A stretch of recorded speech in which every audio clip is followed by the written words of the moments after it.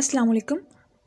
Today we will study a very interesting topic, that is emotion or emotional behavior. This topic will help us to understand how we feel, what we feel and why do we feel. हम कुछ भी experience करते हैं तो उसकी जो feeling है वो किस तरह से है और कैसे होती है और क्यों होती है. How, what and why. Think about a situation where somebody shared a good news with you and you feel joy or happiness which was clearly visible on your face. कोई खुशी की खबर आपने सुनी और उसकी जो खुशी थी वो हैप्पीनेस या जॉय की जो फीलिंग्स थी वो क्लियरली आपके फेस पे नज़र आ सकती हैं, आपके फेशियल एक्सप्रेशन से वो विजिबल हैं. और आप कुछ सोचिए, आपने प्रीवियस एक्सपीरियंस में कोई एक ऐसी न्यूज़ सुनी that was extremely sad about someone और about your nears and dears. तो उसके बाद किस तरह से आप बहुत ज़्यादा उदास हो गए या परेशान हो गए. या ऐसी सिचुएशन को इमेजिन कीजिए जब आपने कुछ सोचा नहीं था और वो हो जाता है. Then you got surprise. Emotion का वर्ड जो है ये लेटिन रूट से डिराइव हुआ है which means that move out और टू एक्साइट. इमोशंस जो है ये इंटेंसिटी ऑफ फीलिंग्स होती हैं और कॉम्प्लेक्स मेंटल स्टेट है जो कि किसी एक सिचुएशन में अराउजल होता है. इमोशंस का हमेशा सेम कॉज नहीं हो सकता, डिफरेंट कॉजेज़ हो सकते हैं और सेम सिचुएशन में हम डिफरेंट इमोशंस एक्सपीरियंस कर सकते हैं. इमोशंस जो हैं ये सिचुएशन पे भी डिपेंड करते हैं और पर्सन्स पे भी डिपेंड करते हैं. इंडिविजुअल का एक्सपीरियंस जो है वो किस तरह से है और हर इंडिविजुअल का दूसरे इंडिविजुअल से डिफरेंट एक्सपीरियंस होता है. इमोशंस जो है ये फीलिंग फॉर शॉर्ट टाइम है, बहुत कम टाइम के लिए ये होगा. Now we will discuss different definitions of emotions. So first definition is emotion is the complex feeling or state accompanied by physiological arousal and overt behavior. Physiological arousal and overt behavior. Physiological arousal का मतलब है bodily changes. जब हमारी body में changes आती हैं उसको हम physiological arousal कहते हैं. And overt behavior means observable behavior और observable actions. वो actions, वो behaviors जो कि हमारी बॉडी से visible हैं, फिज़िकली हम उनको देख सकते हैं, हमारे फेस पे, हमारी बॉडी लैंग्वेज से वो ऑब्जर्व हो सकते हैं, उनको हम ओवर्ट बिहेवियर कहेंगे. It means that emotion occurs with physiological arousal as well as with overt behaviour. इसमें फिजियोलॉजिकल अराउजल भी होगा और ओवर्ट बिहेवियर भी होगा. डिफरेंट साइकोलॉजिस्ट ने इमोशंस को डिफरेंटली डिफाइन किया है. McDougall describes emotion as the effective aspect of instinct. McDougall कहते हैं कि हमारे जो इमोशंस हैं ये हमारे इंस्टिंक्ट का अफेक्टिव एस्पेक्ट है, इनबिल्ड है, बाय बर्थ है, बाय नेचर ये हमारे अंदर पहले से मौजूद हैं. हमारे इंस्टिंक्ट का एक अफेक्टिव एस्पेक्ट है, अफेक्टिव हिस्सा है.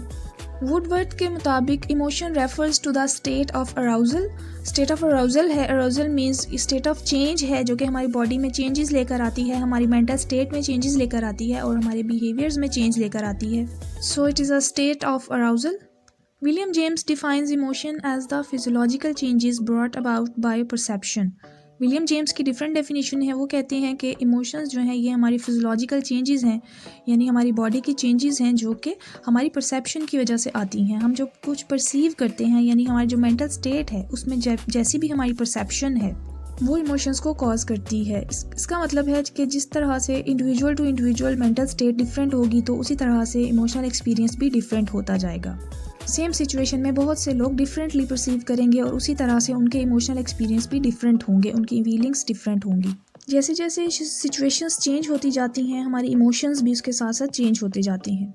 इनका ड्यूरेशन बहुत शॉर्ट होता है, बहुत जल्दी इमोशंस ख़त्म हो जाते हैं. इमोशंस के सामने हर पर्सन जो है वो हेल्पलेस होता है. इवन के एनिमल्स जो हैं वो भी एक्सपीरियंस करते हैं emotions. So it means that emotions are universal. Emotions give colour to our life. ये हमारी ज़िंदगी को रंगीन बनाते हैं, कलरफुल बनाते हैं. किस तरह से बना रहे हैं आप इमेजिन कीजिए कि अगर हम खुशी, गमी या एक्साइटमेंट फील ना करें तो हमारी लाइफ कैसी होगी, हमारा रोज़मर्रा का जो एक्सपीरियंस है वो कैसा होगा. हम डिफरेंट सिचुएशंस में जो फील करते हैं अगर फीलिंग्स को निकाल दिया जाए तो एक इंडिविजुअल जो है वो कैसा रहेगा, कैसा लगेगा. कुछ इमोशंस पॉजिटिव होते हैं, कुछ नेगेटिव होते हैं. अगर आप इनको ख़त्म कर दें तो हम कैसा महसूस करेंगे. ऑब्वियसली इमोशनल नमनेस की वजह से हमें फिर ट्रीटमेंट की ज़रूरत होगी. इमोशंस हमारे थॉट्स और बिहेवियर्स को एनर्जाइज करते हैं और डायरेक्शन देते हैं, और इमोशंस की वजह से ही हम अपनी इंटरनल स्टेट्स को कम्युनिकेट करते हैं। हमारी इंटेंशंस जो हैं वो दूसरों तक पहुंचती हैं, दूसरों को समझ आती है। इमोशंस हमारे सोशल रिलेशंस को ऑर्गेनाइज करते हैं, मोटिवेट करते हैं और उनको कायम रखने में मदद करते हैं। विलियम जेम्स ने इमोशन के 5 कंपोनेंट्स डिस्क्राइब किए हैं, जिनमें फर्स्ट आता है सब्जेक्टिव एक्सपीरियंस। सब्जेक्टिव एक्सपीरियंस का मतलब है कि किसी भी इवेंट का पर्सनल एक्सपीरियंस, एक इंसान जो पर्सनली एक्सपीरियंस कर रहा है उसको हम सब्जेक्टिव एक्सपीरियंस कहेंगे। सेम सिचुएशन में subjective experience person to person vary करता है। सेकेंड कंपोनेंट है physiological arousal. Physiological arousal means bodily response, हमारी बॉडी उस सिचुएशन में किस तरह से रिस्पॉन्स करेगी, that is physiological arousal. Number 3 है कॉग्निटिव अप्रेजल, यानी कि इंटरप्रिटेशन, यानी उस सब्जेक्टिव एक्सपीरियंस को हमने कॉग्निटिवली इंटरप्रेट करना है, हमने उसको एट्रीब्यूट करना है पॉजिटिव या नेगेटिव। जो वो इवेंट है वो क्या पॉजिटिव है या वो नेगेटिव है, उसको हम अपने माइंड में इंटरप्रेट करते हैं। वो अट्रैक्टिव है या रिपल्सिव है, ये हमारा माइंड डिसाइड कर रहा है through interpretation. Fourth component is facial expressions. Interpretation के बाद हमारे फेस पे वो एक्सप्रेशंस नज़र आ जाएंगे। वो इवेंट जो है वो आपके फेस से समझ आ सकता है किसी को भी कि आपने अच्छा फील किया है या बुरा फील किया है। और फिफ्थ हमारे पास कंपोनेंट है reaction. Reaction is overt behaviour. Facial expressions के बाद हम फिर अपने बिहेवियर के थ्रू ये बताएंगे कि वो जो इवेंट है वो पॉजिटिव है या नेगेटिव है, और आपका बिहेवियर यानी कि आपका रिएक्शन ये दिखाएगा कि आप उस इवेंट में अप्रोच करते हैं या आप उस सिचुएशन को विदड्रॉल करते हैं। अगर आपने उसको पॉजिटिवली एट्रीब्यूट किया है तो फिर आप उसको अप्रोच करेंगे, और अगर आपने उसको नेगेटिवली एट्रीब्यूट किया है तो ऑब्वियसली आप उसको रिपल्सिव बिहेवियर के थ्रू उस सिचुएशन से या उस इवेंट से विदड्रॉल कर लेंगे, आप वो जगह छोड़ देंगे या आप उस इवेंट से चले जाएंगे, उस स्टिमुलस को आप अवॉइड करेंगे। इमोशन ऐसी स्टेट है जिसमें हमारी फीलिंग्स स्ट्रांगली स्टिमुलेट होती हैं और हमारा जो बिहेवियर है वो नॉर्मल बिहेवियर से फ़ौरन डेविएट हो जाता है। यानी हमारी जो स्टेबल स्टेट है वो स्टेबल नहीं रहती, बल्कि हमारी मेंटल स्टेट उस वक्त स्टर अप हो जाती है। इमोशन हमारी फिजिकल स्टेट है और फीलिंग हमारी मेंटल रिएक्शंस या मेंटल एसोसिएशंस को कहते हैं। इमोशंस को ऑब्जर्व किया जा सकता है क्योंकि हमारे फिजियोलॉजिकल चेंजेस या बॉडीली चेंजेस के थ्रू हम उन इमोशंस को ऑब्जर्व कर सकते हैं। जबकि फीलिंग्स जो हैं दे कैन बी हिडन, ये हम ऑब्जर्व नहीं कर सकते क्योंकि ये हमारे माइंड में है, हम एट्रीब्यूशन कर रहे हैं, तो फीलिंग्स जो हैं ये हमारी मेंटल स्टेट्स हैं, इनको ऑब्जर्व नहीं किया जा सकता डायरेक्टली।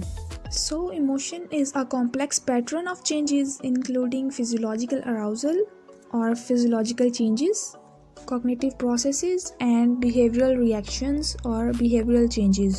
फिजियोलॉजिकल अराउजल में हमारे 3 सिस्टम्स जो हैं बॉडीली सिस्टम्स एक्टिवेट हो जाते हैं, जिसमें फर्स्ट है ऑटोनोमिक नर्वस सिस्टम, दूसरा आता है एड्रिनल ग्लैंड और थर्ड है limbic system. Autonomic nervous system में हमने पहले पढ़ा था कि जब इमरजेंसी सिचुएशन होती है तो सिंपैथेटिक और पैरासिम्पैथेटिक नर्वस सिस्टम एक्टिवेट होते हैं। सिंपैथेटिक नर्वस सिस्टम एक्टिवेट होता है इन इमरजेंसी सिचुएशन, फाइट और फ्लाइट की सिचुएशन में हमारा सिंपैथेटिक नर्वस सिस्टम एक्टिवेट हो जाता है ताकि हमारी जो सर्वाइवल है उसको यकीनी बनाया जा सके। थ्रेटनिंग सिचुएशन से फाइट करने के लिए या अगर हम उसको कोप नहीं कर सकते, फाइट नहीं कर सकते, देन फ्लाइट के लिए हमें एक्टिवेट करता है, हमें एनर्जाइज करता है हमारा सिंपैथेटिक नर्वस सिस्टम। इसके बाद जब एक सिचुएशन गुजर जाती है, इमरजेंसी सिचुएशन गुजर जाती है, तो पैरासिम्पैथेटिक नर्वस सिस्टम एक्टिवेट होता है जो कि हमारी पूरी बॉडी को नॉर्मलाइज करता है, अपनी नॉर्मल स्टेट में वापस लेकर आता है। यानी पैरासिम्पैथेटिक नर्वस सिस्टम जो है ये एक्टिवेट होता है in the condition of rest and digest, और हमारी बॉडी में डाइजेशन का प्रोसेस करता है। इसके अलावा एड्रिनल ग्लैंड में 2 तरह के हार्मोन सिक्रीट होते हैं, adrenaline and nor adrenaline. Adrenaline functions same like sympathetic nervous system, activation करता है हमारी बॉडी में, हमें एक्स्ट्रा ऑर्डिनरी एनर्जी प्रोवाइड करता है, ब्लड सर्कुलेशन को बढ़ाता है, पल्स रेट को तेज़ करता है, ब्रीदिंग रेट तेज़ हो जाता है ताकि हमें एनर्जी मिल सके। और नॉर एड्रेनालिन जो है it works same like parasympathetic nervous system, यानी कि वो हमारी रेस्टिंग सिचुएशन में जिस तरह से पैरासिम्पैथेटिक नॉर्मलाइज करता है उसी तरह से नॉर एड्रेनालिन हार्मोन भी हमारी बॉडी को नॉर्मलाइज करता है। इसके साथ साथ लिम्बिक सिस्टम भी एक्टिवेट होता है। There are different types of emotions, anger, happiness, fear, surprise और grief. Fear, happiness, sadness and anger को प्राइमरी इमोशंस भी कहा जाता है। As we discussed earlier, emotional changes can be physiological, behavioral, or cognitive. Now we will discuss theories of emotion. As we know that emotions originate from the interplay of physiological arousal, overt behavior and cognitive experience और conscious experience. 3 factors हैं जो कि आपस में interconnected हैं, जिसमें फिज़ियोलॉजिकल arousal है यानी कि बॉडी चेंजेस हैं, और इमोशंस को हम अपने बिहेवियर के थ्रू एक्सप्रेस करते हैं. इसके साथ साथ कॉग्निटिवली हम उसको एक्सपीरियंस करते हैं, हम उसको इंटरप्रिटेशन करते हैं, एट्रीब्यूट करते हैं. लेकिन इसका सीक्वेंस क्या है, किस तरह से ये वन बाय वन होंगे, इस पे काफ़ी डिस्कशन चलती रही है. That which comes first and cause others to occur. Theories की हेल्प से हम यही डिस्कस करेंगे कि किस तरह से इमोशंस ओरिजिनेट होते हैं. तो फर्स्ट थेरी है James Lange theory of emotion. William James और कार्ल लैंग ने 1884 में ये थेरी प्रेजेंट की थी, in which he propose that physiological arousal leads to the perception of emotion. यानी फिजिकल अराउजल जो है वो फिजियोलॉजिकल चेंजेस लेकर आता है और इसकी इंटरेक्शन से इमोशंस प्रोड्यूस होते हैं. In simple way an event occurs, our body react and then we feel emotions. According to James, we perceive a few stimuli in the environment. This perception brings about physiological changes and the organs are stimulated. जैसे ही हम कोई environment से stimuli को perceive करते हैं तो उसके साथ ही physiological changes होती हैं हमारी body में. The perception of these stimulation is called emotion. जैसे ही आपकी body में changes आ रही हैं तो उसको देखते हुए हमारा brain, हमारा mind उसको perceive करता है और फिर वो emotions जो हैं वो बनते हैं. इसका मतलब है कि हमारी फिजियोलॉजिकल चेंजेस जो हैं उनकी वजह से इमोशंस होंगे. यानी emotions without physiological changes is nothing. अगर हमारी बॉडी में चेंजेस नहीं आ रही, हमारे बॉडी ऑर्गन्स में चेंजेस नहीं आ रही, फिजियोलॉजिकल चेंजेस नहीं हैं, तो इमोशंस नहीं होंगे. According to James, we perceive a few stimuli in the environment. This perception brings about physiological changes and the organs are stimulated. जैसे ही हम कोई इन्वायरमेंट से स्टिमुलाई को परसीव करते हैं तो उसके साथ ही फिजियोलॉजिकल चेंजेस होती हैं हमारी बॉडी में. The perception of this stimulation is called emotion. जैसे ही आपकी बॉडी में चेंजेस आ रही हैं तो उसको देखते हुए हमारा ब्रेन, हमारा माइंड उसको परसीव करता है और फिर वो इमोशंस जो हैं वो बनते हैं. इसका मतलब है कि हमारी फिजियोलॉजिकल चेंजेस जो हैं उनकी वजह से इमोशंस होंगे. यानी emotions without physiological changes is nothing. अगर हमारी बॉडी में चेंजेस नहीं आ रही, हमारे बॉडी ऑर्गन्स में चेंजेस नहीं आ रही, फिजियोलॉजिकल चेंजेस नहीं हैं, तो इमोशंस नहीं होंगे. For instance, you are going across the street और आपने देखा कि अ डॉग इज़ बार्किंग. जैसे ही आपने उसको देखा तो you have increased heart rate और स्वेटिंग एंड रैपिड ब्रीथिंग. आपका सांस फूल गया, आपके दिल की धड़कन बहुत तेज़ हो गई और स्वेटिंग हो गई आपकी, यानी कि बॉडी में चेंजेस आ गई. इन बॉडीली चेंजेस को परसीव करते हुए हमारे माइंड में फियर और एंग्जाइटी प्रोड्यूस होगी. इट मीन्स कि हमारी फिजियोलॉजिकल चेंजेस जो हैं वो पहले होंगी और उसके बाद हम इमोशंस एक्सपीरियंस करेंगे.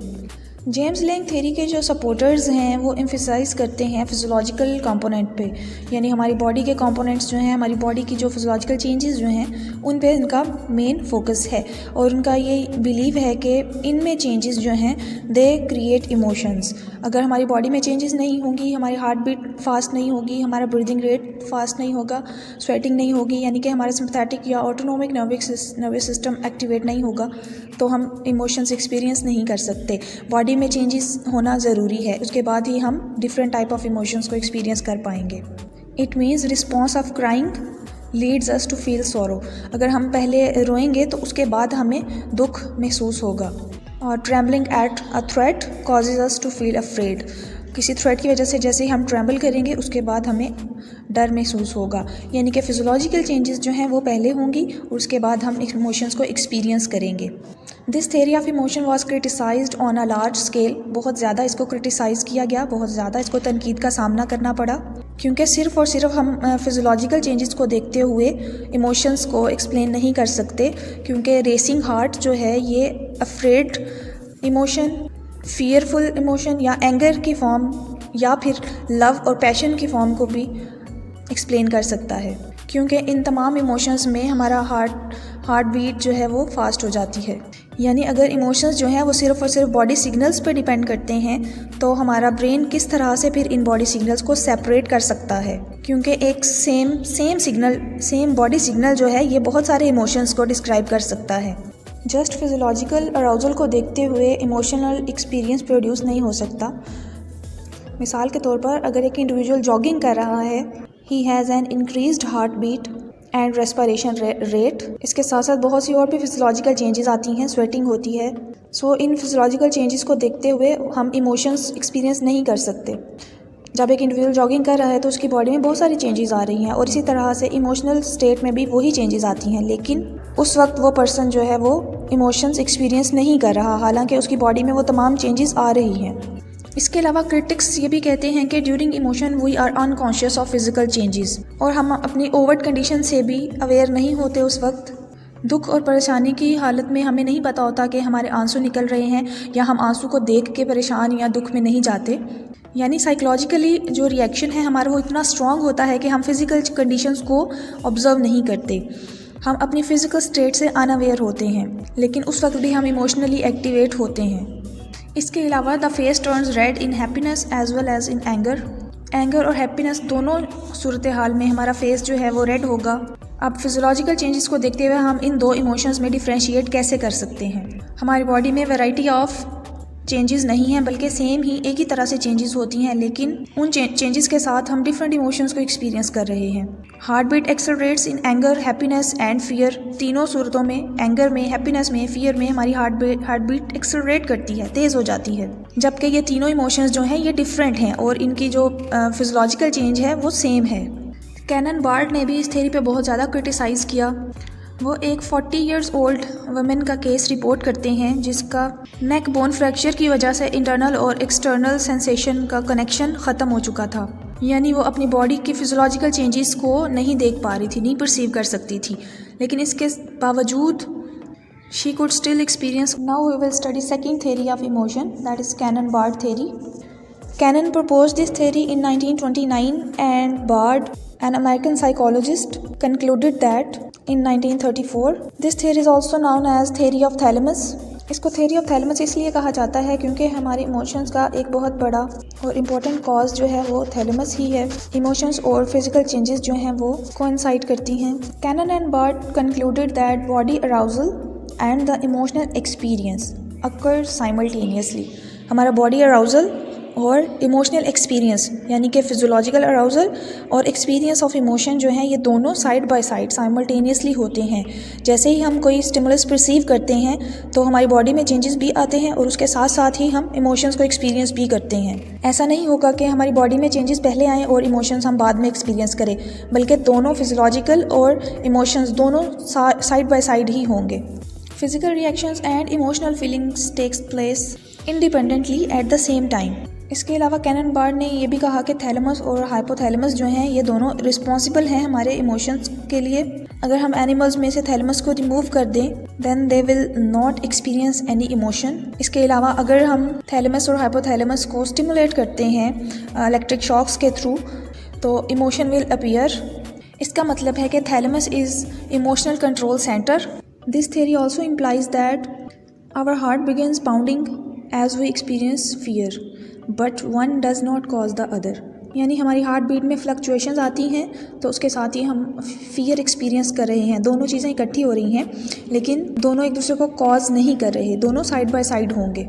जैसे हम कोई स्टिमुलस अपने इन्वायरमेंट से रिसीव करते हैं, कोई भी थ्रेटनिंग स्टिमुलस है या कोई भी एक्टिवेटिंग स्टिमुलस है, जैसे ही हम उसको परसीव करेंगे वो हमारे ब्रेन कॉर्टेक्स में जाएगा और हमें सब्जेक्टिव होगी अपने इमोशंस की। जैसे ही सब्जेक्टिव अवेयरनेस होती है उसके साथ ही हमारा सिंपैथेटिक नर्वस सिस्टम जो है वो बॉडी को अराउज करता है। यानी अवेयरनेस भी साथ में ही है, सब्जेक्टिव अवेयरनेस यानी कि एक्सपीरियंस ऑफ इमोशन भी है और उसके साथ ही बॉडी में चेंजेस भी हैं, दोनों एक साथ हो रहे हैं। कैनन ने बहुत ज़्यादा थैलेमस पे स्ट्रेस दिया, इसलिए इस थ्योरी को थैलेमिक थ्योरी ऑफ इमोशन भी कहते हैं। इस पे इतना ज़्यादा कोई क्रिटिसिज्म नहीं है, लेकिन फिर भी इसमें जो मोस्टली क्रिटिसाइज़ किया जाता है वो रोल ऑफ थैलेमस को किया जाता है। सिर्फ़ और सिर्फ थैलेमस जो है वो इन्वॉल्व नहीं होगा इमोशंस एक्सपीरियंस में, बल्कि इसके साथ साथ हमारे ब्रेन में और भी ऑर्गन्स हैं जो कि इमोशनल बिहेवियर में पार्टिसिपेट करते हैं। रिसर्चेस ने ये प्रूव किया गया है कि कॉर्टेक्स की वजह से भी इमोशनल एक्सपीरियंस होता है, ये भी स्टिमुलेट करता है हमारे इमोशंस को। इसके अलावा एक्सप्रेशन ऑफ इमोशंस में लर्निंग और इन्वायरमेंट का भी कहीं ना कहीं कुछ ना कुछ रोल ज़रूर होता है। हमारे बिलीफ सिस्टम, हमारे कल्चरल वैल्यूज़, हमारे सोशल फैक्टर्स इसमें शामिल हैं। इसके साथ हमारे सब्जेक्टिव फैक्टर्स भी हैं, हमारी अपनी पर्सनल परसेप्शंस भी हैं जो कि इमोशंस को प्रोड्यूस करती हैं, जिसको कॉग्निटिव लेबलिंग थ्योरी या शेक्टर सिंगर थ्योरी से क्लियरली एक्सप्लेन किया जा सकता है। हमारे इमोशंस जो हैं वो दो फैक्टर्स पे बेस करते हैं। एक फिजियोलॉजिकल अराउजल है, उसके साथ साथ कॉग्निटिव लेबल होता है। हम डिफरेंट इन्वायरमेंटल स्टिमुलस को अपने परसेप्शन में लेबल देते हैं, कॉग्निटिव अप्रेजल करते हैं, और उस लेबल की बेस पे, उस एट्रीब्यूशन की बेस पे हम डिफरेंट एक्सपीरियंस करते हैं दूसरे पर्सन से। सेम सिचुएशन में सेम स्टिमुलाई जो है वो डिफरेंटली परसीव होता है और डिफरेंटली इमोशनली एक्सपीरियंस होता है। उसकी वजह यही है कि हम उसको डिफरेंट कॉग्निटिव लेबल देते हैं। हर पर्सन अपने एक्सपीरियंस की बेस पे, अपने पास्ट एक्सपीरियंस की बेस पे उसको डिफरेंटली एट्रीब्यूट करता है। यानी हम सिचुएशन को इंटरप्रेट करते हैं और उसके साथ साथ हम इमोशनल एक्सपीरियंस करते हैं। Now we will study the role of learning and environment in emotion. Emotions हमारे फीलिंग्स का फिजिकल एक्सप्रेशन होता है और हर living organism having brain express their emotion in different ways. कुछ हमारे जनरली एक्सप्रेशंस हैं जो कि तमाम ऑर्गेनिजम्स एक्सप्रेस करते हैं, अपनी फीलिंग्स, अपने इमोशंस को एक्सप्रेस करते हैं, जिन्हें हम प्राइमरी इमोशंस भी कहते हैं, जिसमें fear, happiness, grief, anger included हैं। ह्यूमन बींग्स भी एक्सप्रेस करते हैं और एनिमल्स भी ये इमोशंस एक्सप्रेस करते हैं। तमाम इंडिविजुअल्स खुशी के मौके पर स्माइल करते हैं या बहुत ज़्यादा खुशी में मुस्कुराते हैं, and they shed tears in sorrow. लेकिन फिर भी कहीं ना कहीं पे इंडिविजुअल डिफरेंसेस मौजूद हैं। एक्सप्रेशन ऑफ इमोशंस में भी हर कोई जो है वो डिफरेंटली एक्सप्रेस करता है। सेम बिहेवियर्स नहीं होंगे सेम स्टिमुलस में, और इसी तरह से एक इंडिविजुअल जो है वो सेम सिचुएशन में हमेशा सेम बिहेव नहीं करेगा, बल्कि डिफरेंटली बिहेव कर सकता है। हर इंडिविजुअल जो है सेम इमोशन को डिफरेंटली एक्सप्रेस करता है। फॉर एग्ज़ाम्पल, अगर दो स्टूडेंट्स 70 मार्क्स लेकर पास हुए हैं तो 70 मार्क्स में हर दोनों स्टूडेंट्स सेम तरह से बिहेव नहीं करेंगे। किसी के लिए 70 मार्क्स बहुत अच्छे होंगे और किसी के लिए 70 मार्क्स बहुत ज़्यादा अच्छे नहीं हो सकते। तो दोनों के जो इमोशंस हैं वो डिफरेंट होंगे। हालांकि सेम सिचुएशन है लेकिन दोनों के इमोशंस का एक्सप्रेशन डिफरेंटली होगा। इसके अलावा कोई ऐसा हार्ड एंड फास्ट रूल और फार्मूला नहीं है कि हम इमोशंस को सेम तरीके से एक्सप्रेस करें या किस तरह से एक्सप्रेस कर सकते हैं। हर जगह पे हर इंडिविजुअल की पर्सनैलिटी ट्रेट्स हैं और उनका अपना कल्चर और अपना सोशल इन्वायरमेंट है जो कि इमोशंस को एक्सप्रेस करने में भी उनको कहीं ना कहीं हेल्प आउट करता है। इंडिविजुअल डिफरेंस की वजह से इमोशनल रिस्पॉन्स भी डिफरेंट होता है एक ही सिचुएशन में। इसके अलावा एक इंडिविजुअल सेम सिचुएशन में हमेशा सेम तरह से बिहेव नहीं करता, बल्कि हर दफ़ा उसके इमोशंस चेंज होते हैं। So there are some factors that influence the emotional behaviour of the individual, जिसमें फर्स्ट फैक्टर है सब्जेक्टिव फैक्टर, यानी कि हमारे जो सब्जेक्टिव पर्सपेक्टिव है, जिसमें हमारी पर्सनल कुछ ट्रेट्स आ जाती हैं, जिसमें हमारी पर्सनल इंटरेस्ट आ जाते हैं। फॉर एग्जांपल मोटिवेशन है, इंटरेस्ट है, पर्सनैलिटी ट्रेट्स हैं, हमारे अपने पर्सनल पर्सनैलिटी करैक्टरिस्टिक्स हैं, हमारी मेंटल स्टेट है, नॉलेज है, टैलेंट है, एक्सपीरियंस है, ऑक्यूपेशन है। तो इनकी वजह से हमारे कुछ सब्जेक्टिव फैक्टर्स की वजह से हमारे इमोशंस पे असर होता है। पर्सनैलिटी ट्रेट्स की वजह से कुछ लोग बहुत ज़्यादा एक्सप्रेसिव होते हैं और कुछ जो हैं वो बहुत ज़्यादा एक्सप्रेसिव नहीं होते। सो सेम सिचुएशन में वो दोनों लोग डिफरेंटली बिहेव कर रहे हैं, डिफरेंटली अपने इमोशंस को एक्सप्रेस करेंगे, क्योंकि उनके सब्जेक्टिव पर्सपेक्टिव या सब्जेक्टिव फैक्टर्स डिफरेंट हैं। इसके अलावा सोशल फैक्टर्स भी और लर्निंग भी जो है वो इमोशंस को एक्सप्रेस करने में इम्पॉर्टेंट रोल प्ले कर रहा है। हमारा एनवायरनमेंट जो है वो बेसिकली हमें सिखाता है कि हमने किस तरह से इमोशंस को एक्सप्रेस करना है। हम अपने पेरेंट्स और अपने सिबलिंग्स को देख के ये सीखते हैं कि किस तरह से हमने इमोशंस को एक्सप्रेस करना है अपने उस कल्चर के अकॉर्डिंग। लाफिंग, क्राइंग, वीपिंग ये हमारे इंस्टिंक्टिव बिहेवियर्स हैं, लेकिन इनको एक्सप्रेस कैसे करना है ये हमें सोसाइटी और हमारा कल्चरल नॉर्म्स जो हैं वो हमें सिखाएंगे।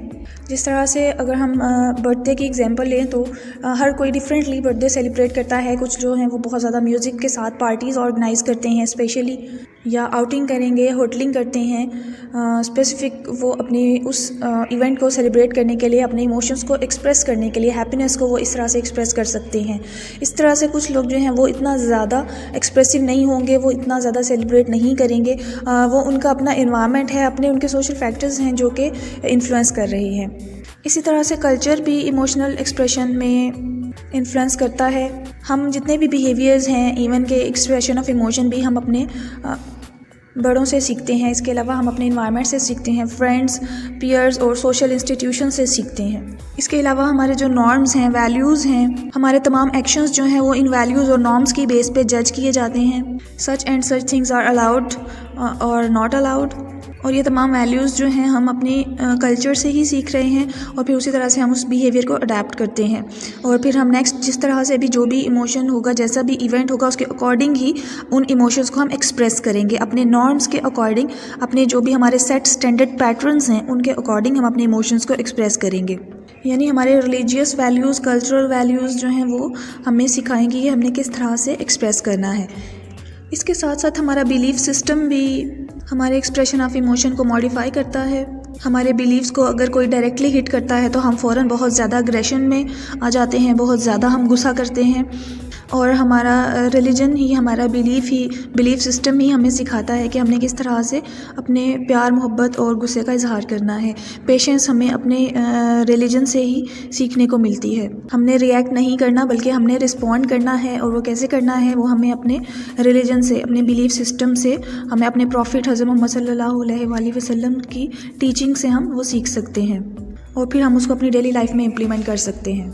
इसके बाद रिचुअल्स हैं, हमारी वैल्यूज़ हैं, हमारे कुछ रूल्स हैं जो कि हमारी सोसाइटी और सोशल नॉर्म्स जो हैं उन्होंने पहले से सेट कर दिए हैं, और हम वो सोशल अप्रूवल गेन करने के लिए हम बाउंड हो चुके हैं कि हमने उन रिचुअल्स को ही करना होगा। Being a part of that society, you are suppose to do so that you can win social approval from our society. हमारे जितने भी इमोशंस हैं बेसिकली वो हमारी सोशल नॉर्म्स में बाउंड हैं। हम जैसे सब लोग करते हैं हम भी वैसे ही करते हैं। फॉर एग्ज़ाम्पल हम मैरिज सेरेमनीज़ पे, शादियों पे हम अपनी जो भी इमोशंस को एक्सप्रेस करते हैं वो हम उन सोशल वैल्यूज़, जो सेट स्टैंडर्ड पैटर्न्स हैं, जो कि ट्रेडिशन बन चुका है, जो कि सब कर रहे हैं, हमने भी उसमें कन्फर्मिटी करने के लिए, उस तमाम सिस्टम्स के साथ खुद को कन्फर्म करने के लिए हमें भी वही चीज़ करनी पड़ती है। किसी की डेथ पे आप बहुत ज़्यादा खुश होकर नहीं दिखा सकते, और किसी की शादी पे आप रो धो के रोना धोना नहीं कर सकते, क्योंकि ये हमारे रिचुअल्स नहीं हैं, सोशल नॉर्म्स के टोटली अगेंस्ट है। और लास्ट में कल्चरल डिफरेंसेस आ जाते हैं। हर कल्चर के अपने अपने ट्रेडिशंस होते हैं, कल्चरल वैल्यूज़ होती हैं। एशियन कंट्रीज़ में हर कंट्री की अपनी अपनी अलग से कल्चरल वैल्यूज़ हैं, उनके अपने ट्रेडिशंस हैं। हर सोसाइटी के अपने ट्रेडिशन हैं, पाकिस्तानी, इंडियन, बांग्लादेश, श्रीलंका, सबके अपने अपने अलग से ट्रेडिशंस हैं, कल्चरल वैल्यूज़ हैं। सो हमें हमेशा अपनी कल्चरल डिफरेंसेस को मद्देनज़र रखते हुए ही इमोशंस को एक्सप्रेस करना होता है। पाकिस्तान और चाइना में ग्रीट करने का अलग अलग तरीका है। सो हर इंडिविजुअल जो है उनके कल्चरल वैल्यूज़ को हमेशा जहन में रखते हुए ही उसके अकॉर्डिंग अपने तमाम इमोशंस को एक्सप्रेस करता है।